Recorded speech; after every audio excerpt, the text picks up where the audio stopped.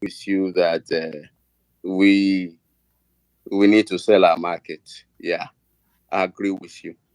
I agree with you. But then we need to take care of this, rats disturbing us first.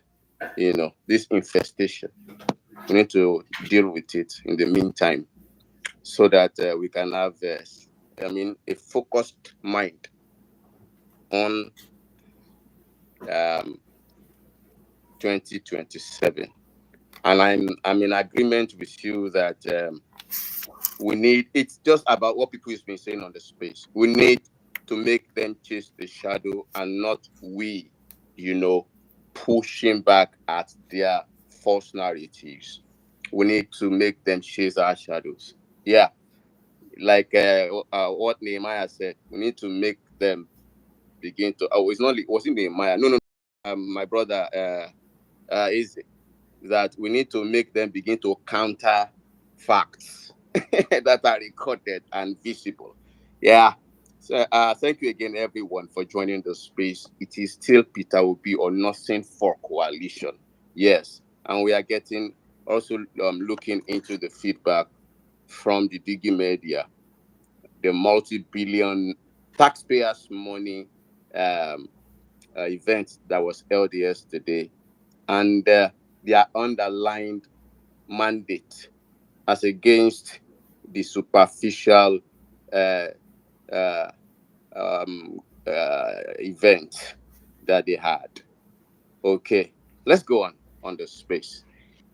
Let's have Malam Batiside. I don't know if El Ray is ready. Oh, yeah. Yeah, but I El, thought I was the one. I thought I was the one yeah, meant to El go. Ray before Malam Batiside. Apologies, El Ray. El Ray before Thank you, Malam Batiside. Then we come to thank you, Jagun. Nehemiah. Hello. Yeah. Good afternoon, everybody. Sorry. Good evening from here. Well, thank you, Mister. Is it Mister Ben? Mister B. Yeah, for coming in tune because I almost lost you in your your submission because at the point you're saying things like we should like Obi is my candidate. You don't negotiate on a weak angle. You're dealing with a mafia. Tinubu is a corrupt mafia. 713 billion to renovate a section of Moritana Mohammed.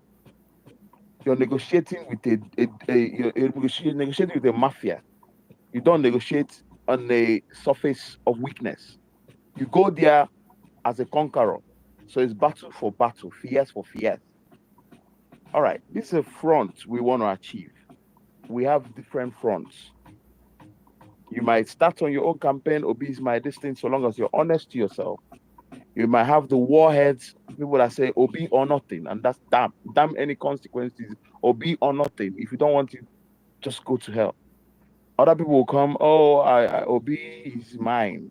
Anyone you connote your own acronym, you go for it. But do not dismay people going with their front. Listen, the Nigeria is already nosedived, it's crashed already. Okay? Tell me any person that has the capacity at the moment. Don't get me wrong, it's not everything obedient do that I believe in. I'm a great critic of Obi, but when it comes to substance, I know who I'm dealing with, okay? I'm not a blind follower. Tell me who has the competency and capacity to get the plane Nigeria on a running way. Tell me who is the person. Then why wouldn't you negotiate on a full confidence of a frontier conviction that is OB or nothing? Where we stand now in Nigeria, we just are nowhere. So the most important thing we do is we can't dismay people going for OB or nothing. It's done. This guy is raising statistics, blindfolding people that statistics now waiting go chop, but he's using statistics to blindfold us. I don't totally believe in going propaganda for propaganda. That's not what the principle I follow go for. Okay, you can blind people with positive facts and checkers. You fact check them and you check them out, but you keep going. Now we should have to be discussed. Now your second submission, I came around to that when you say We should now divide ourselves in minute units, sponsor the upcoming, the people that just turned 19, the people that are going to turn 19, the people start telling them, educating them the substance of governance. Because I don't think when I was 19, I ever experienced good governance.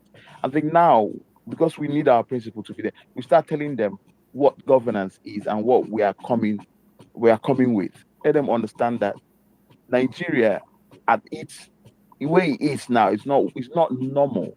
Most of us are not in Nigeria there, yeah.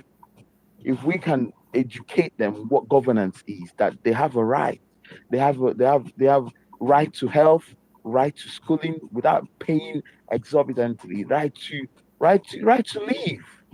I think Nigerians now are living at edge. We're in the northern Borno, northeast, and some southeast, some ravaged farms here and there. Tell them the right that GMO is not the way forward. Tell them all these things these people are doing, they are growing up to see that it's not the right thing.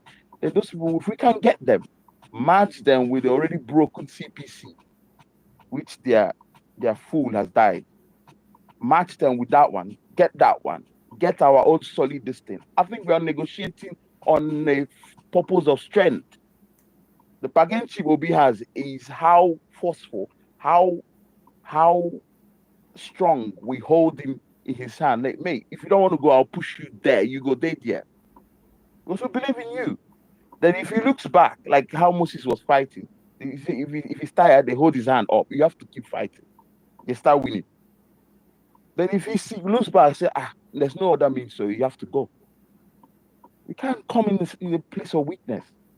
This guy has spread his tentacle. This guy is a mafia. He plays chess. He knows what he's doing. So we can't come in, but it doesn't mean that we can't defeat him. He's defeatable because he has no substance. Tinubu has no substance. All he's doing is politics. He's not doing governance. We can defeat him with facts and figures, not these strange statistics he's doing. Thank you, Jagun. Thank you for letting me talk. Thank you very much. Thank you very much for your submission. Yeah. I'm happy too that Mr. B was able to, retract and redirect. Thank you again, Ray. Malam Batiside, over to you. Thank you, Jagun. Good day, Valerie, and the rest of the people. Yes, we're still on this matter. So Peter be or nothing is, for me, it's not just a mantra. It's actually what the only thing that makes sense in 2027. If the opposition wants to make any function, I will always say this: forget it. I was on a space yesterday, and somebody who claimed to be an obedient, because honestly, some of these persons, I'm even now beginning to suspect their loyalty in 2023. Perhaps these were, a lot of people we thought that were working for Peter Obi and obedient. Actually, maybe bro, just we should be very, Malam, sorry, we should be very careful. People that call themselves obedient, they're divisors. That's where I'm going, my brother. That's where I'm going. There are some posts I'm That's seeing where people I'm that call going. themselves obedient that saying that people that are saying Obi or nothing are APC. This is No, don't worry. This is rubbish. That's where I'm going. That's where I'm going. So when you see a northerner trying to say they have problems selling Peter Obi in the north, and that's why Obi or nothing is problematic for them. Somebody said that yesterday on the space, and I just felt like, how the heck do you even want me to talk to you and stand in the same space? Do you know how irritating and disgusting this statement is? Oh, you cannot sell Peter Obi in the north, but we can sell a northerner in the south. I mean, somebody help me here. And these people say we are not thinking, we are not. What kind of statement is that? And trust me, this guy. I think it's a woven narrative. I think it's Olo, and I think it's Olo rather. It's a woven narrative. It's ridiculous. It is ridiculous. And then and that's your reason. Can you even imagine how how shallow and you know, I don't even know how to classify how unintelligent that argument is. So that's your reason why. Oh, if you say Peter Obi or nothing, these people will get upset and they will leave the coalition. In my mind, I'm like, I don't think you are obedient, honestly. So we the moles and the saboteurs that we see are the ones we know. And honestly, I think I prefer those ones. I prefer the Arabian beasts of this world, the Julius Apollos, who are coming out and showing the other clown in Edo State. These guys are coming out and showing their true colors than all these venomous vipers that we just have amongst us, pretending, you know, to be part of us, and they are actually moles. I'm telling you, honestly speaking, because I mean, what kind of a bigotry? I mean, it is such a shameful thing to say. And the guy was even saying it on his face, trying to use it. I'm not going to mention his name here. You know, at some point we're going to have that conversation, because I wanted to really challenge him on that space, but the space unfortunately ended, or I think some other wanted to speak. So this is the mentality that some of these guys have, and that's why, honestly, I think that. So a part of me thinks that this is all a strategy by ADC and the people, that I believe that these guys are politically matured enough, and they are also pragmatic enough to know what ticket can win in 2027, just based on the 2023 data. So a part of me says that, okay, yes, I think that this is a decoy. They're just trying to not let APC know exactly where they're going. But a part of me also says that, look, are you sure this is not a ploy to allow the electoral clock to run out on Peter Obi and the obedient movement, such that you will now no longer have an option other than to take whatever the coalition is going to give to you? Because that will be the only plan of anyone who is saying will be patient. It's too early. Don't shout Peter Obi or nothing. Don't you know, just wait, whatever the coalition be, and then the timetable runs out, and you know, in IT there's something called denial of service. They will just occupy the whole space with this argument until all of the time runs out, and then you know you would have wasted your time hoping and waiting on a coalition that ab initio is set up to ensure that you don't contest, so that some other candidates can have their full the full vote that they think they intend to have, or they believe they are going to have.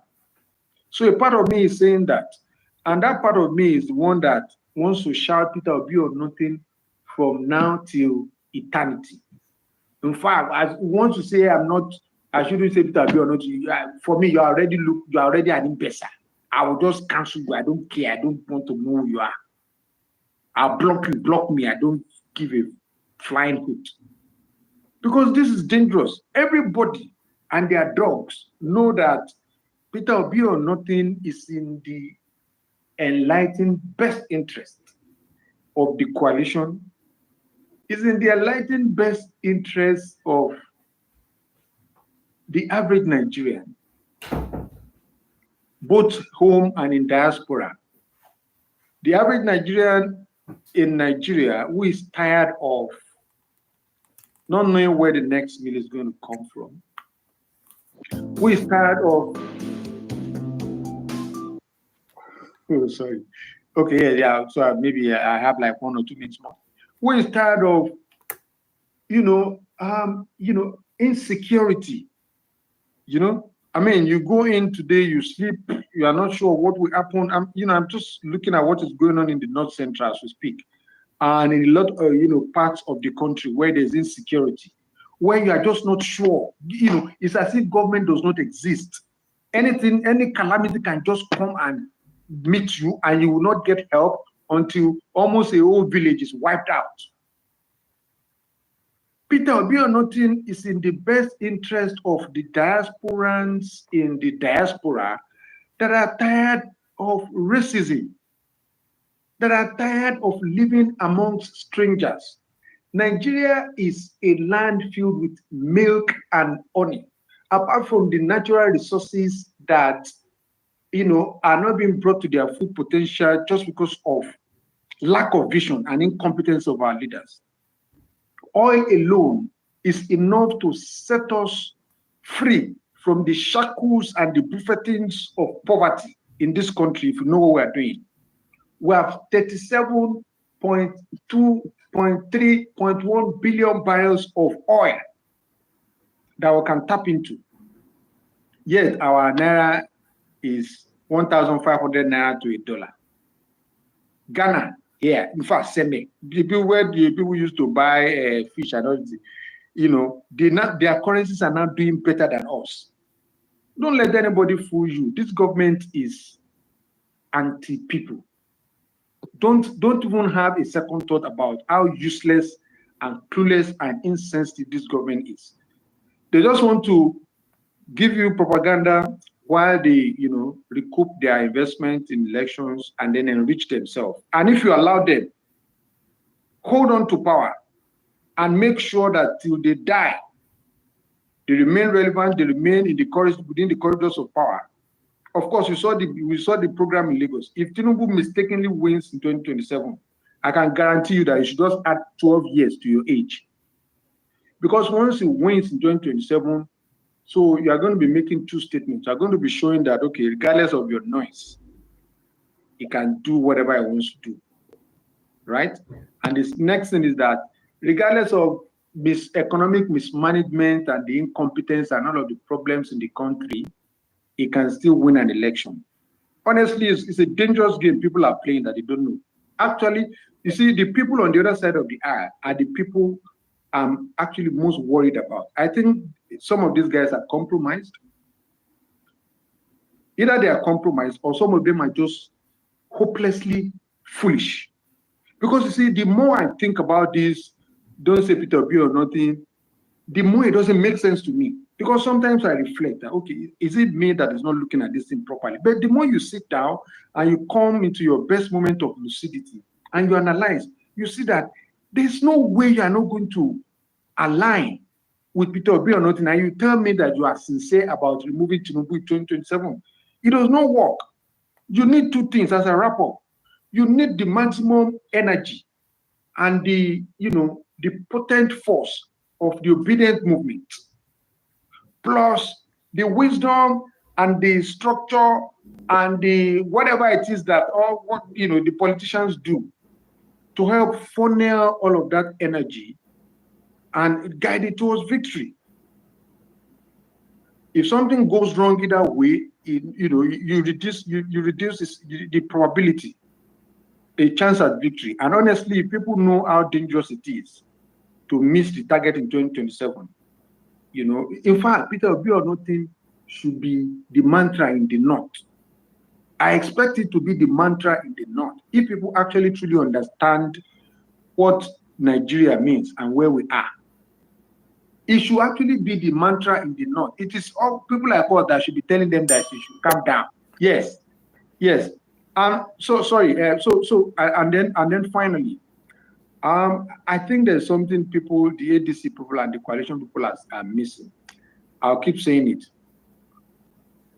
PDP needs, anyway, what is left of PDP actually needs to be brought into the fold. There has to be some sort of MOU with PDP to ensure that all of the elites are aligned in the opposition. Otherwise, that's a risk. It's like an unknown that we're going to be living with, and I hope it doesn't hurt us in 2027. I didn't come to get that last part of your submission. Sorry? I didn't get the last part of your submission. No, you I'm were saying admonishing us on something. Yes, that so my point here is that ADC is regarded now as the coalition party. But I am saying that we should not be oblivious of the fact that PDP can be used by APC to create a perception of a third force that will create serious problems for the ADC. So I'm just saying that the ADC people should not be too arrogant and too delusional to ignore the PDP, what is left of the PDP. They need to. Wait, Madam Batiside, maybe I should call your attention to it, or I should just describe it. Currently, as it were, in the political space in Nigeria, as we get towards 2027, PDP secretariats in some states in the north are being converted into secretariats for the ADC. All right? It means that functionaries and correspondence of ADC, of PDP, ceases to flow from that secretariat, and ADC correspondence and functionaries, operates. Now, you now want to put that into calculation and ask yourself, if you were Tinubu anyway, would you want to use? Even Wike knows that he is now currently isolated. He would, you think that guy is just, using church platform to do shenanigans up and down for no reason. Okay. Over to you, Madam Badisa, wrap up. So let me wrap up. So the reason I'm saying it is,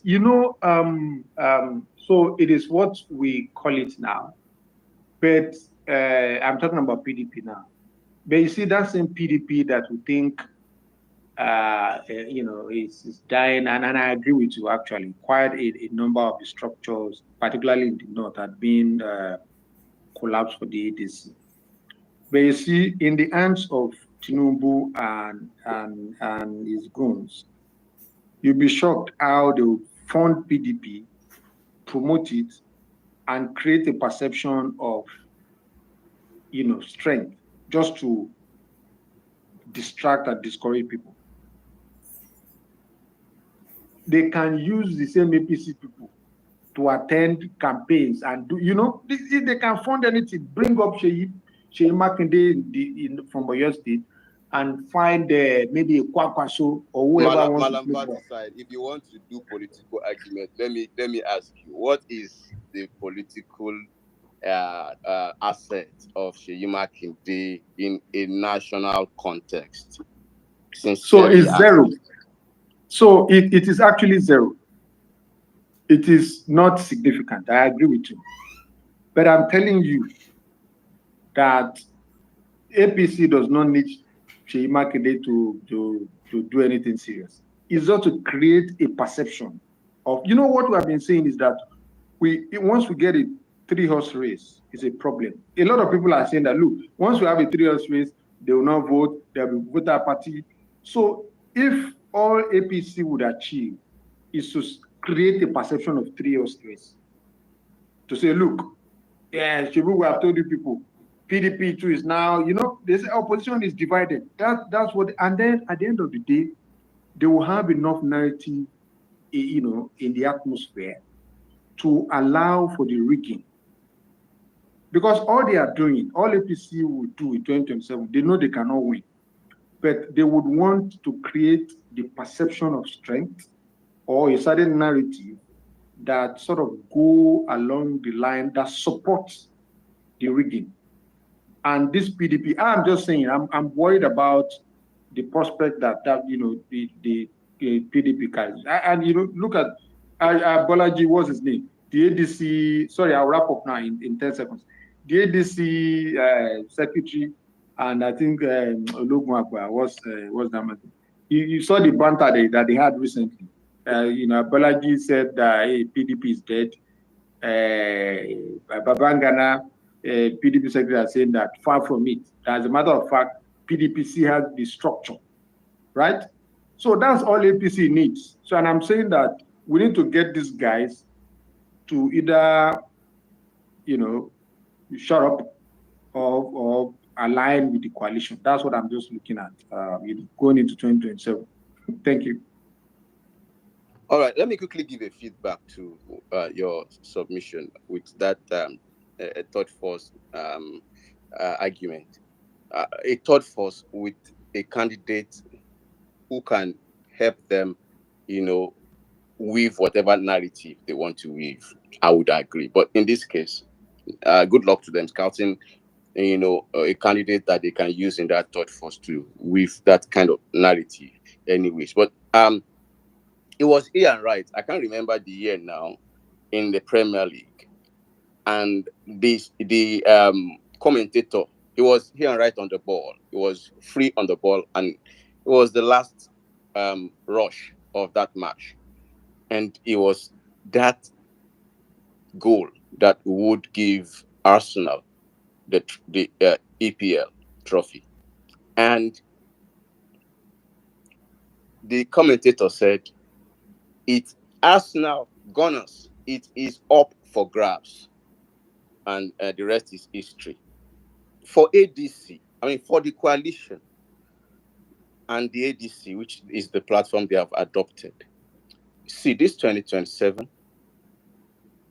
and harnessing the commonality of hunger in Nigeria, it is up for grab for the ADC, with disregard to any force that may come.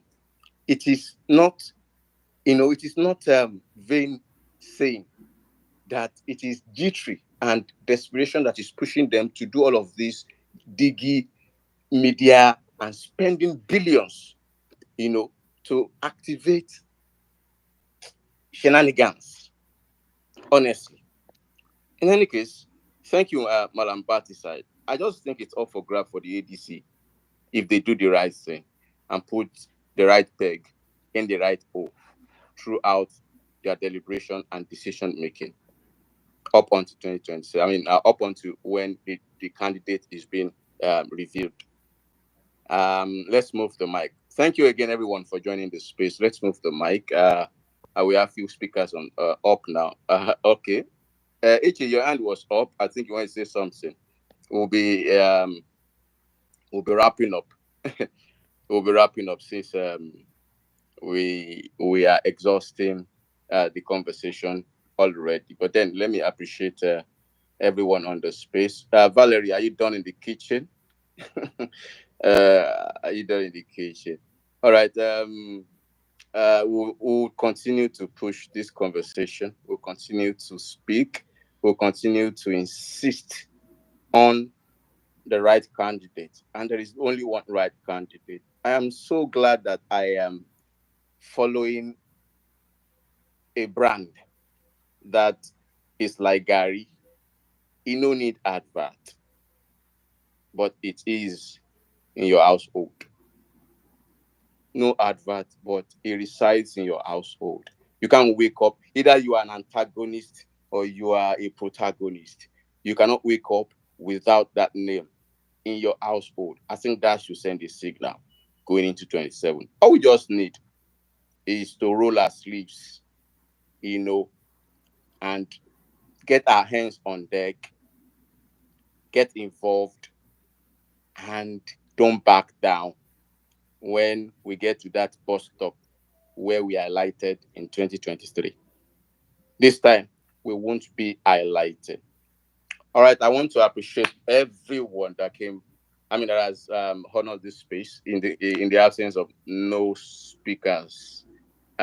Again, I want to appreciate everybody. I couldn't have had a birthday shower better than this one, where we have deliberated and we have come to some resolutions. Let me read out some of the cards of this space.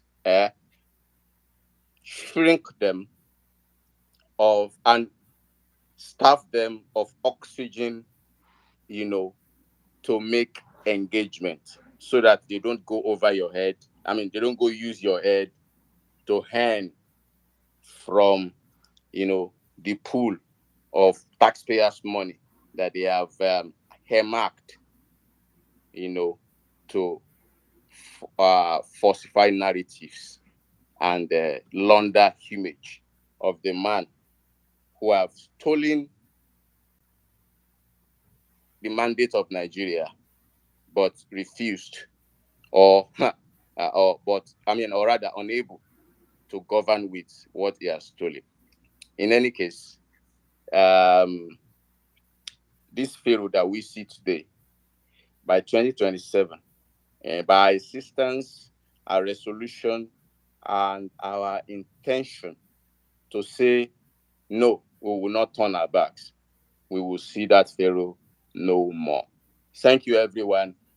It is my pleasure to say a new Nigeria is possible, and continue to insist that it's Peter, Obi, or nothing.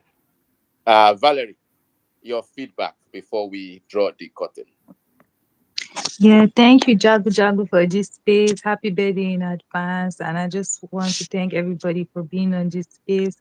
There's another space that just opened about this Digimedia feedback. So I just feel like we should keep talking about it even tomorrow, because we need to find strategies, like everybody has been saying, to counter this new development that's going to be happening. Like you said earlier, Jagu, you know that Tinubu is trying to whitewash his image. You get it? So like, I don't know, we need to do more. I wish we can even have our own, if you want to call it X media team. I don't even know, because we need to be countering these people in every way, that in different ways, like everybody has brought up, whether it's by ignoring their tweets so they don't have engagement, or it's even giving them bad boosts. Because sometimes I still like it, because it makes us to, as in, be able to checkmate them when they're just saying the wrong things, like counter it with evidence, even if it's with grok and stuff like that.